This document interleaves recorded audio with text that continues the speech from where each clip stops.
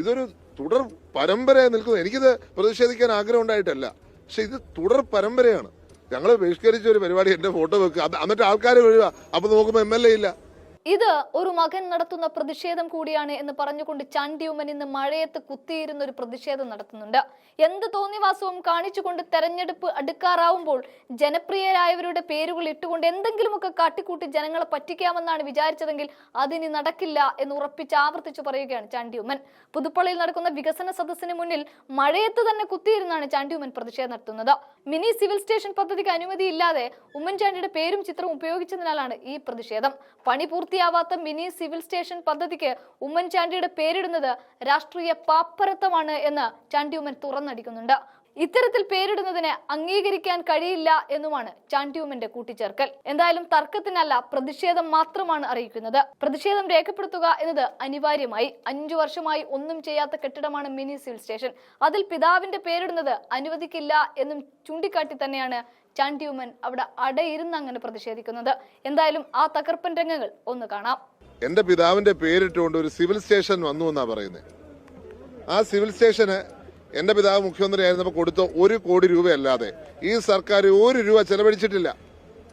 9 വർഷക്കാലം ഇതിന്റെ തടസ്സം ആരാന്ന് ചോദിച്ചാൽ ഈ ഗവൺമെന്റാണ്. ഈ ഗവൺമെന്റ് ആ സിവിൽ സ്റ്റേഷനെ അനക്കാൻ വിട്ടിട്ടില്ല. ഇന്ന് ഇലക്ഷൻ എടുത്തപ്പോൾ എന്തെങ്കിലും കാണിക്കാൻ വേണ്ടി ഈ പഞ്ചായത്തിൽ നിന്ന് 2ാം ഘട്ടത്തിന്റെ ഉദ്ഘാടനം, 1ാം ഘട്ടം എവിടെ? 1ാം ഘട്ടം നിങ്ങൾ ആ വീഡിയോ എടുത്ത്, നിങ്ങൾ ഏഷ്യാനെറ്റുകാർ ആ വീഡിയോ എടുത്ത് കാണിക്കണം കേരളത്തിലെ ജനങ്ങളെ.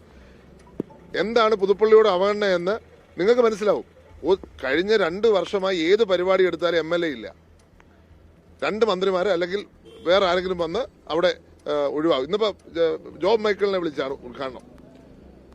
ഈ തരത്തിൽ ഇതൊരു തുടർ പരമ്പരയായി നിൽക്കുന്നു. എനിക്കിത് പ്രതിഷേധിക്കാൻ ആഗ്രഹം ഉണ്ടായിട്ടല്ല, പക്ഷെ ഇത് തുടർ പരമ്പരയാണ്.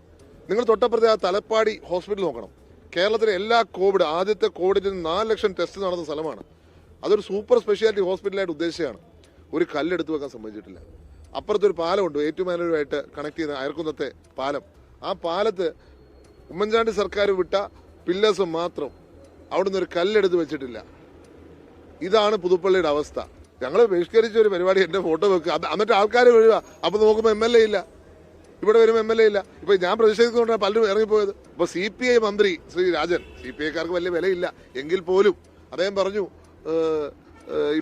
ഇപ്പൊ ഞങ്ങള് അത് ശരിയാക്കി തരാം എന്ന് പറഞ്ഞ 1 വർഷം കഴിഞ്ഞു, 1.5 വർഷം കഴിഞ്ഞു. ഇതുവരെ അവിടെയും അനക്കമില്ല. എന്റെ പിതാവിനെ അവമാനിക്കുവാൻ, അവഹേളിക്കുവാനുള്ള ശ്രമമാണ് നടന്നുകൊണ്ടിരിക്കുന്നത്. ആ സിവിൽ സ്റ്റേഷൻ നോക്കൂ, അഭയം കൊടുത്ത് 1 കോടി അല്ലാതെ ഈ സർക്കാർ 1 രൂപ കൊടുത്തിട്ടുണ്ടോ? ഇല്ല.